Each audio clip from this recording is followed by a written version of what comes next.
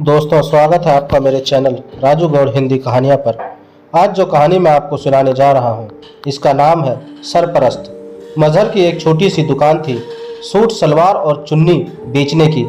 दिन भर में थोड़ी बहुत कमाई हो जाती थी, इतनी कि वो संतुष्ट था। गरीब तबका के लोगों को उसकी दुकान पर कुछ न कुछ मिल ही जाता था। अपनी बीवी या बेटियों को खुश रखने के लिए दुकान के पीछे ही एक कमरे का छोटा सा घर था उसका। कमरे और दुकान के बीच की एक जगह में छप्पर पड़ा था, जो इस घर का आंगन, रसोई सब कुछ था। मजहर के परिवार में उसकी बीवी जयमुना और बस एक 14 वर्षीय बेटी अंदलीब थी। यूं तो उसकी बीवी को कई बार गर्भवती हुई, लेकिन कुल बच्चों में से बस ये एक बेटी ही जिंदा बची थी, जो कि अपने माँ बाप की बहुत लाडली थी। मजहर की बीवी सिलाई कढ़ाई का काम करती थी और अदलीब मजहर की बेटी भी इसी काम में पारंगत हो गई थी। मजहर के सामने ही रहबर की सबसे बड़ी जनाना कपड़ों की दुकान थी। रहबर की दुकान भी उसके घर में ही थी। रहबर की गिनती कस्बे के रईस लोगों में होती थी। मुस्लिम समाज में तो उसे खासा मुकाम हासिल था, क्योंकि रहबर इमदाद भी बहुत करता था। उसकी दुकान का कढ़ाई बुनाई का काम मजहर की बीवी ही करती थी। दोनों दुकानें कहने को तो जनाना कपड़ों की ही थी, लेकिन दोनों में कोई मुकाबला नहीं था। रहबर की दुकान पर हर तरह का जनाना कपड़ा मिलता था, तो वहीं मजहर की दुकान पर गिनती का और सस्ता सामान था। मजहर बोलता था कि रहबर मियाँ की छाँव में उसका भी पेट पल रहा है। वो कहते हैं ना कि सबसे बड़ी बात है आत्मा संतोष। तो मजहर और उसका परिवार अपनी सीमित सी कमाई और जिंदगी में बेहद खुश था। लेकिन शायद उनकी इस छोटी सी खुशी को भी किसी की नज़र लग गई थी। मजहर दिखने में तो पतला दुबला सा ही था, लेकिन उसे देखकर कभी नहीं लगा कि वो अपने भीतर कोई गंभीर बीमारी पाले बैठा है। मजहर के दिल में छेद था, और एक दिन वो भी आया जब उसके दिल ने उसका साथ छोड़ दिया। ईद का समय तो गुजर गया, लेकिन अब जयमुना के सामने अपना और अपनी बेटी अदलीब का पेट पालने का सवाल था। क्या करे, एक औरत यूं दुकान पर भी नहीं बैठ सकती थी। बिरादरी और उल्टी सीधी बातें होने लगेंगी। जो सिलाई कढ़ाई का काम वो करती थी, उससे भी कोई इतना कमाई नहीं होता था। अब घर में बस वो दोनों अकेली बैठी रहती थी। कहने को तो महीने से भी ज़्यादा बीत गया था, लेकिन उन दोनों की आंखें अभी भी नहीं सूख पाई थी। तभी जयमुना को बाहर दुकान में कोई आहट सुनाई दी। वो उठकर बाहर आई तो देखा रहबर खड़ा है। जयमुना ने चुन्नी से चेहरा छुपाते हुए दुकान में पड़े तख्त पर उसे बैठने के लिए कहा और खुद लकड़ी की बेंच पर बैठ गई। रहबर कुछ कहता, इतने में वो बोल पड़ी, सिलाई कढ़ाई का काम अब शुरू कर दूंगी, आप भिजवा देना। रहबर ने गला साफ करते हुए कहा, उसकी फिक्र मत करो, कोई और ज़रूरत हो तो बताओ। जयमुना बोली, जी कुछ नहीं, बस खैर है, रह रहे हैं आपके साए में। तभी अदलीब पानी लेकर आ गई। रहबर ने पानी पिया और फिर बोला, देख जयमुना, मजहर मेरे छोटे भाई जैसा था। मुझे पता है कि खाली सिलाई कढ़ाई के काम से तेरा खर्च नहीं चलेगा। तू ऐसा कर, मेरे घर पर घर के काम में हाथ बटा दिया कर, और अदलीब भी मेरी बेटी अनम के साथ खेल लेगी। तू तो जानती है, अम्मी तो बिस्तर पर ही है और रुखसाना उम्मीद से है। डॉक्टर ने उसे आराम को बोला है। जयमुना को लगा कि रहबर को वाकई खुदा ने फरिश्ता बनाकर भेज दिया उसके पास। वो कुछ बोलती इससे पहले ही रहबर फिर बोलने लगा, देख, ये मत समझना कि तुझे या तेरी बेटी को घर की नौकरानी बनाने को कह रहा हूँ। ना, बिल्कुल भी नहीं। तू मेरे भाई की बेवा है। तेरी इज्जत मेरे दिल में रुखसाना से लेस मात्र भी कम नहीं। अदलीब भी मेरे लिए मेरी बेटी जैसी ही है। देख, वहीं कुछ घर के काम में मदद कर देना। अपना घर समझकर और जो सिलाई कढ़ाई का काम हो वो भी वहीं पर कर देना। सिलाई कढ़ाई से अलग कुछ कमाई हो जाएगी। जयमुना को भला इसमें क्या दिक्कत होती। वैसे भी रहबर की बेटी अनम भी अदलीब की अच्छी सहेली थी। अनम 12 साल की थी और इससे छोटे 2 बच्चे और थे रहबर के, और इससे बड़े 2 बेटे जो बाहर रहकर पढ़ रहे थे। जयमुना और अदलीब सुबह से ही रहबर के घर पर चले जाते थे। पूरे दिन दोनों माँ बेटी रहबर के घर में ही रहते थे। रुखसाना और अनम का व्यवहार भी बहुत ही अच्छा था। दोनों समय का खाना रुखसाना उन्हें अपने घर पर ही खिलाती थी और सिलाई कढ़ाई से अलग कुछ और पैसे भी उन्हें रहबर से मिल जाया करते थे। सब यही चल रहा था।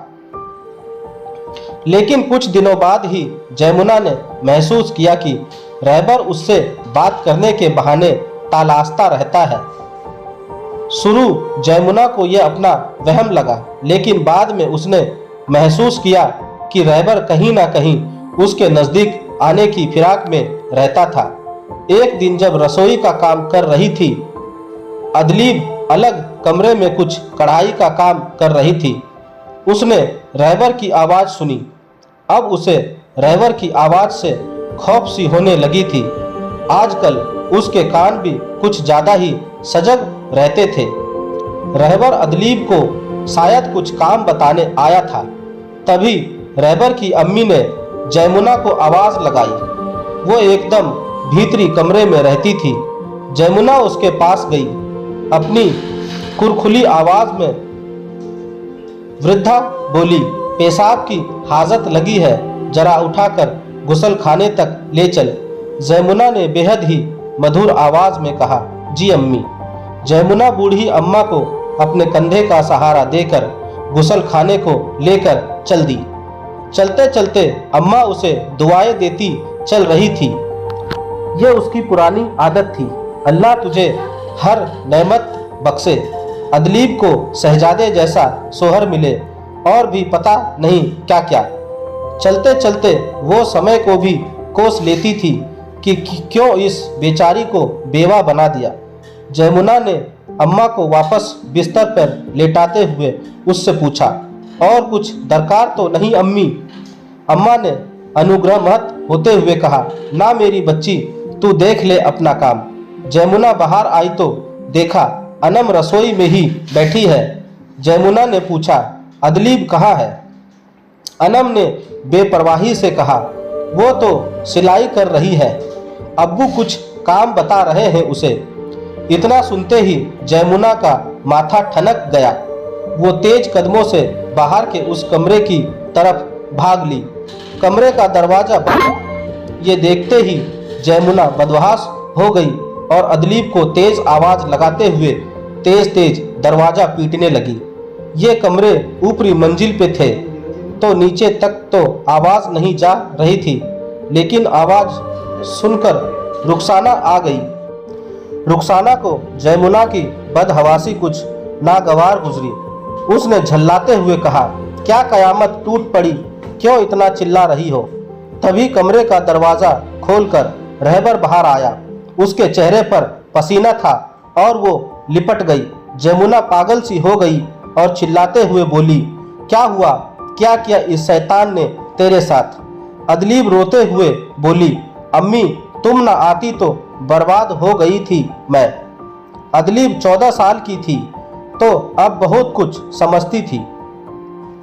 रहबर शक पकाते हुए बोला, अरे कुछ नहीं, बस सिलाई का काम बता रहा था इसे। खान साहब अपनी बेटी के लहंगे पर कुछ खास कढ़ाई और जरीदारी का काम करवाना चाहते थे। रहबर आगे भी कुछ कहना चाहता था, लेकिन जयमुना ने उसको एक जोरदार तमाचा मारते हुए उससे कहा, कमरे के दरवाजे बंद करके काम समझना रहा था? जलील आदमी, शर्म नहीं आई तुझे? तेरी बेटी की उम्र की है ये। रुखसाना जयमुना को शांत करते हुए बोली, चुप हो जा जयमुना।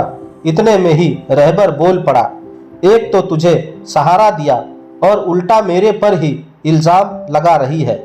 मेरी बेटी और मेरी बीवी के सामने ही मुझ पर झूठे इल्जाम लगा रही है।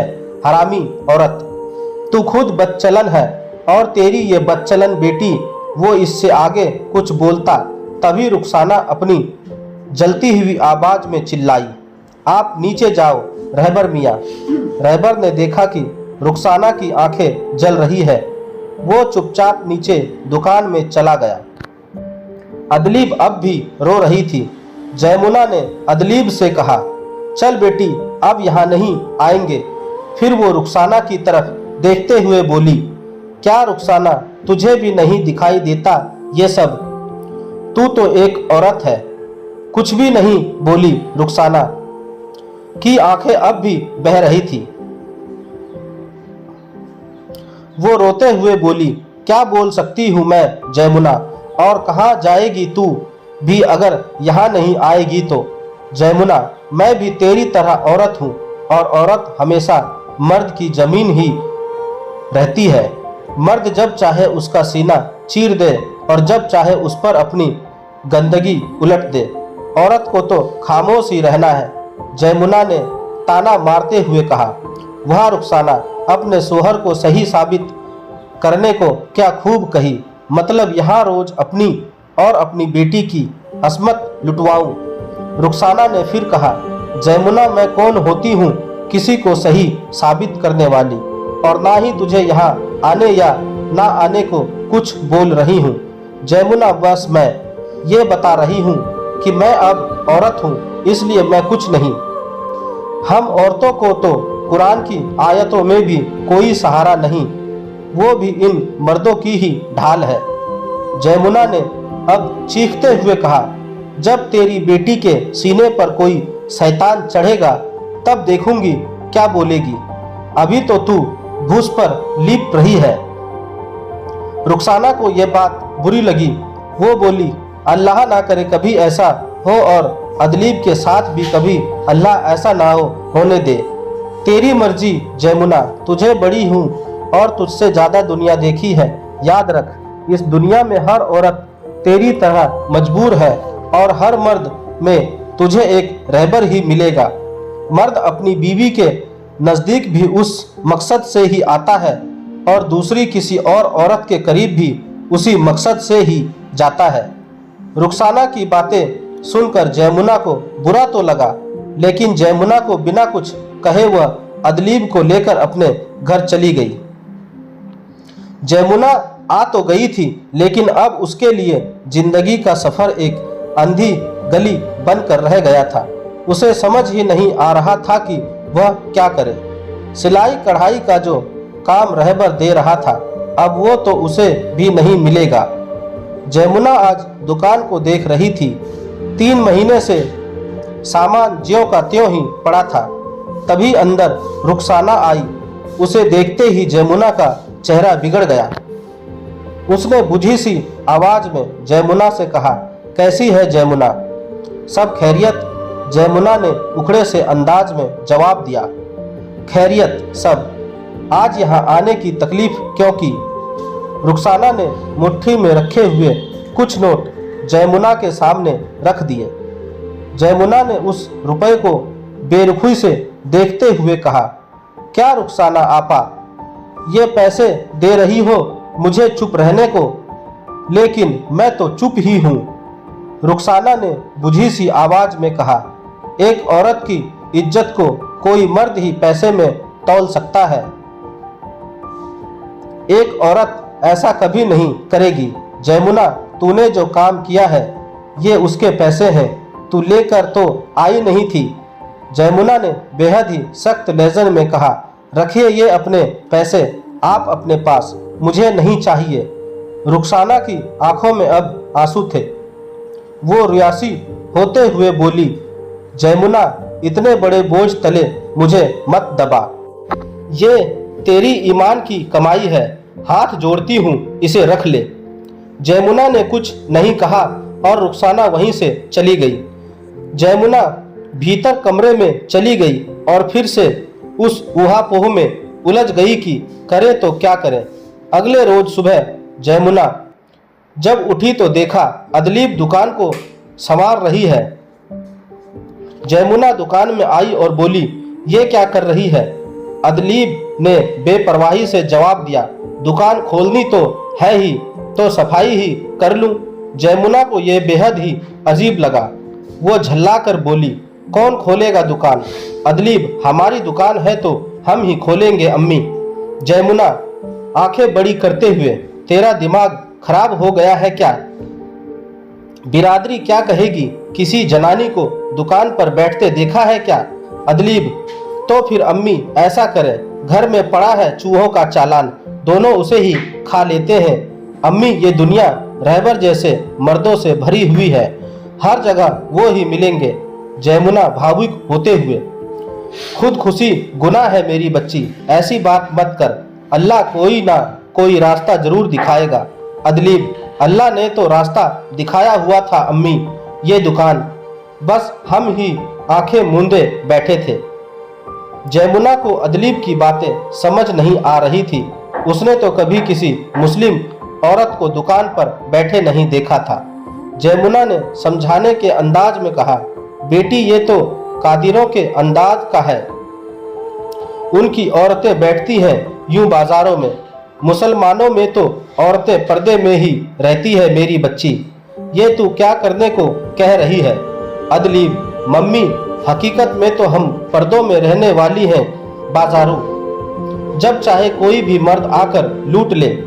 कादिर तो बोल दिया अम्मी, लेकिन क्या देखा नहीं कि कितनी इज्जत है उनमें औरतों की? उनकी औरतें काम करती हैं तो उनका मतलब ये नहीं कि वो किसी की भी जागीर है। जयमुना उसे एकटक निहार रही थी। अपने हाथों से जयमुना ने अदलीब की नज़र उतारते हुए कहा, क्या बच्ची, जिम्मेदारी ने तो बहुत ज़्यादा समझदार बना दिया तुझे। जयमुना ने अपनी आंखों के आंसू अपने दुपट्टे से पोंछे और अदलीब को बाहों में भर लिया। अगले दिन कस्बे में बहुत सी चर्चाएं थी, क्योंकि अदलीब और जयमुना दुकान पर बैठी ग्राहकों को सामान दिखा रही थी। बाजार में सभी को ये बहुत ही अजीब लग रहा था, लेकिन अदलीब और जयमुना ने दुकान पर बचे हुए सामान और रुखसाना को दिए पैसों से शुरुआत कर दी थी। औरतों के दुकान पर होने से औरतों की आमदन कुछ ज़्यादा ही हो गई थी। जो एजेंट रहबर की दुकान पर थोक में माल बेचने आते थे, उनकी निगाह इस छोटी दुकान पर भी पड़ी।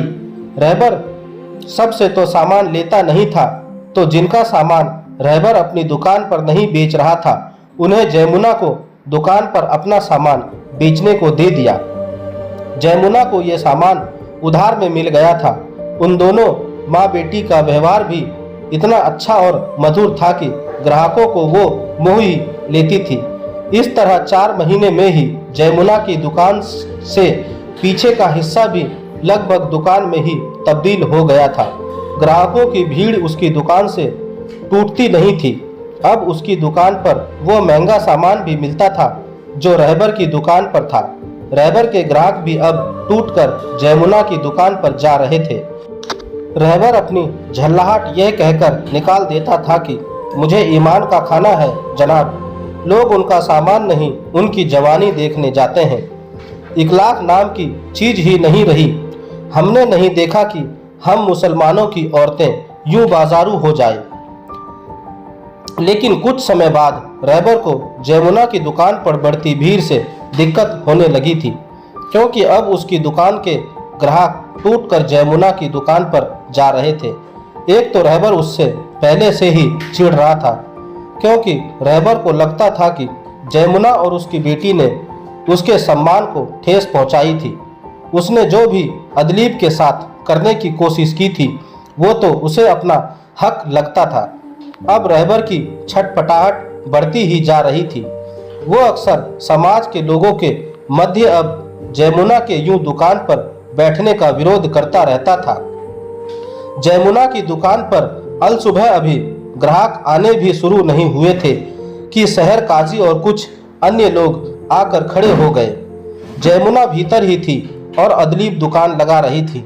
शहर काजी और अन्य लोगों को देखकर अदलीब ने सर को ढककर उनका अभिवादन किया और उन्हें बैठने को कहते हुए अंदर चली गई। थोड़ी देर बाद जयमुना बाहर आई। जयमुना, सलाम वालेकुम। काजी जी। शहर काजी ने देखा कि जयमुना ने बस सर पर एक चुन्नी ढकी हुई है। शहर काजी के माथे में बल पड़ गए, लेकिन फिर अपना जायका ठीक करते हुए शहर काजी ने अभिवादन का उत्तर दिया, वालेकुम सलाम व रहमतुल्लाह। शहर काजी ने दुकान को देखते हुए कहा, बीबी मजहर मियाँ जब तक जिंदा रहे उन्होंने हर मजहबी निशाक्त को इस घर में बेकरार रखा, लेकिन अब देख रहा हूं कि कादिरों की चलन पर आते जा रहे हो। जयमुना समझ गई थी कि दक शहर काजी आज क्यों आया है। वैसे भी वो समझ रही थी कि दक काजी उसकी दुकान मुसलमानों को खटक रही है। कितने ही लोग थे जो मजहर की मौत के बाद रहबर की ही तरह इन दोनों माँ बेटी पर अपनी सरपरस्ती का एहसास जताना चाहते थे। ये दुकान और जयमुना की आत्मनिर्भरता जब उनके आड़े आ रही थी, जयमुना ने संभल कर जवाब दिया, शहर काजी जी, हर मजहबी तालीम का सम्मान अब भी इस घर में होता है। बाकी खाली महजिब करों को पढ़ लेने से पेट तो नहीं भर जाता ना। पेट भरने के लिए भी कुछ तो करना ही पड़ेगा। शहर काजी को जयमुना से ऐसी प्रतिक्रिया की उम्मीद नहीं थी। बड़े बड़े रईस मुसलमान जिसके आगे गिड़गिड़ाते हों, उसे एक औरत, वो भी बेवा, यूं सीधा जवाब कैसे देगी भला। शहर काजी ने मौके की नज़ाकत को समझते हुए जयमुना से कहा, आज शाम को मदरसे में आ जाना। जयमुना कुछ बात करनी है और बिरादरी के कुछ लोग रहेंगे तो थोड़ा ख्याल रखना। शहर काजी का इशारा उसके द्वारा बुर्का ना पहनने को लेकर था। शहर काजी चले गए। अदलीब बाहर आई और बोली, क्यों आए थे शहर काजी जी? अब इन्हें भी दिक्कत है हमारी दुकान से। जयमुना ने कोई जवाब नहीं दिया, लेकिन वो जानती थी कि कितनी बड़ी मुसीबत में उन पर टूट पड़ी है। मदरसे में कस्बे के 10-15 लोग इकट्ठे थे। रहबर भी बैठा था। जयमुना अभी तक नहीं आई थी। उनमें आपस में बातें चल रही थी। रहबर बोल रहा था, जनाब हमें तो कुछ कह नहीं सकते। चाल चलन तो इन दोनों माँ बेटियों का पहले से ही गलत था। बस यह है कि मजहर था तो निगाह थी इन पर। अब तो ये आज़ाद हो गई है। मैंने घर पर काम के लिए बोल दिया था और अपनी तरफ से जो हो रही थी वो मदद कर रहा था, लेकिन इन्हें तो खुला चुगना था। तभी एक व्यक्ति बोला, काजी जी, माँ बेटी बिना चुन्नी के यूं ही झुक झुक कर मर्दों से बातें करती है। लौंडे खूब आते हैं खरीदारी करने को, उन्हें भला क्या चाहिए। और रहबर ने उसकी बात बीच में रोकते हुए कहा, साहब मैं तो सामने ही रहता हूँ, सारे आला करम देखता हूँ इन माँ बेटियों के।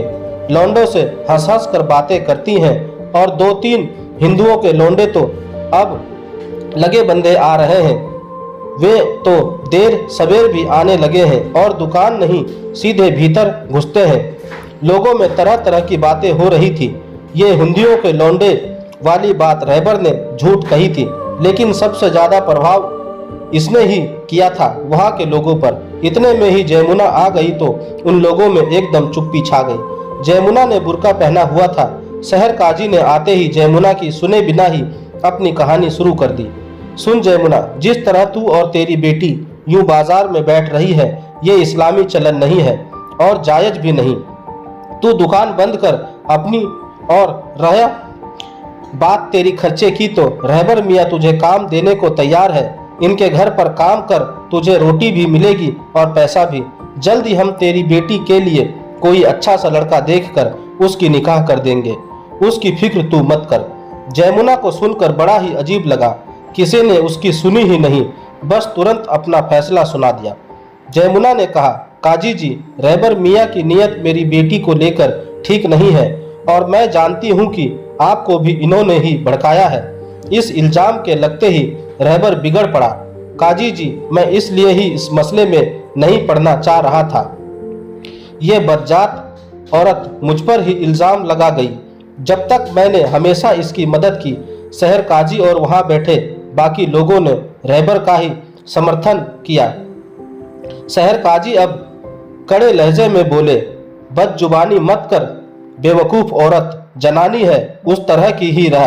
बेवा हो गई तो इसका मतलब ये नहीं कि अब तू दोनों माँ बेटी की अपनी मर्जी से चलेगी। तू दुकान उकान बंद कर और जैसा कहा है वैसा कर। जयमुना को अब गुस्सा आ गया। काजी जी, कोई चोरी या जीनाखोरी नहीं कर रही हूँ और मेरी बेटी मुझे फक्र है। वो कोई गाड़ी चोर नहीं है तुम्हारे बेटे की तरह जिसे तुम थानों में जाकर छुड़वा कर लाते हो। शहर काजी के 3 लड़के थे और तीनों ही पक्के वाले गाड़ी चोर और अपराधी किस्म के थे। लेकिन शहर काजी के बेटे थे तो शहर काजी कुछ न कुछ करके उन्हें बचा ही लेता था। लेकिन यूं सब लोगों के बीच में एक औरत उस पर ऐसे उंगली उठा दे, ये उसे अच्छा नहीं लगा।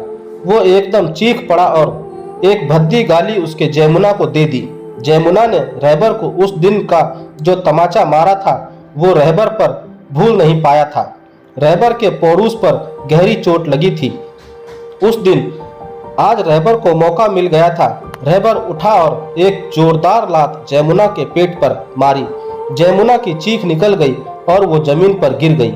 जयमुना की आंखों में अंधेरा सा छा गया। शहर काजी बोला, बकवास करती है बदजात औरत।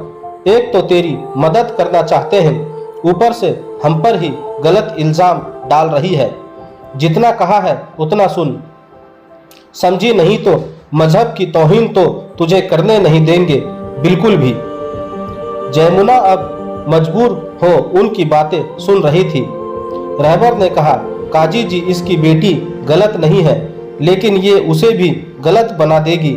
शहर काजी ने रहबर से कहा, कोई नहीं, आप अपने घर का काम काज करवाओ उससे। बाकी मदरसे में भी दिन में एक बार आ जाए करेगी और कुछ साफ सफाई कर दिया करेगी। कुछ पैसे मदरसे से भी दिलवा दूंगा। शहर काजी ने भी अपनी संभावनाएं तलाश ली अदलीब को लेकर। वहां खड़े बाकी लोग बोल पड़े, सुभान अल्लाह काजी जी, आप हैं तो किसी गरीब को कोई दिक्कत नहीं होगी। शहर काजी ने चेहरे पर मुस्कान लाते हुए कहा, बस अल्लाह की मेहरबानी है, आप जैसों की इबादत से हो जाता है सब कुछ। फिर सब लोग वहां से चल दिए। जयमुना और उसकी बेटी की जिंदगी का फैसला हो गया था। रहबर कुछ याद करते हुए पीछे मुड़ा और शहर काजी से कहा, वो काजी जी जो आप बता रहे थे मदरसे में वाटर कूलर और कुछ सामान के लिए, मैं आपको पैसे भिजवा दूंगा, मंगवा लीजिएगा आप। देखिए दुकान से फुर्सत नहीं हो पाती है और फिर आपकी तो जानकारी भी बहुत है मुझसे। सही सौदा करेगा कोई आपके लिए। शहर काजी ने सहमति से गर्दन हिलाई और आंखें मिचलाकर मुस्कुराते हुए अनुग्रह प्रकट किया। दोस्तों, आपको मेरी यह कहानी कैसी लगी आप मुझे मेरे कमेंट्स बॉक्स में जाकर मुझे बता सकते हैं। और अगर आप मेरे चैनल पर नए हैं तो मेरे चैनल को सब्सक्राइब जरूर करें और बेल आइकन का बटन भी दबा दें। धन्यवाद दोस्तों।